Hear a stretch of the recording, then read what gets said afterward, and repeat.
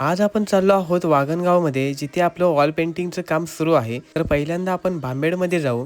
तिकडे जाण्यासाठी आपण वेरवली कोंड हा शॉर्टकट मार्ग निवडला, कारण कमीत कमी आपलं 4 किलोमीटर अंतर वाचलं. तर वेरवली कोंड आणि भांबेडला जोडणाऱ्या पुलावरून आपण भांबेडमध्ये आलो. इथे आपल्या काही गोष्टी घ्यायच्या होत्या, तर त्या घेतल्या आणि आपण वागणगावकडे निघालो.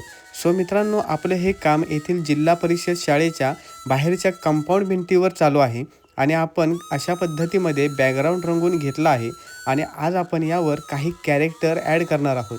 तर बरोबर सकाळचे 8 वाजले आहेत आणि आपण पेंटिंगला सुरुवात केली.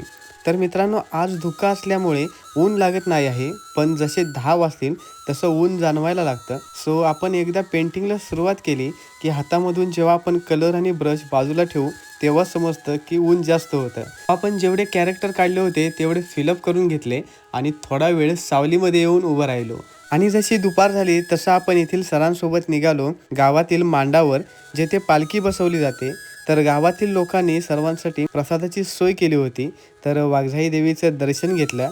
जेवल्यानंतर आपण पुन्हा एकदा आलो आपल्या कामाच्या ठिकाणी.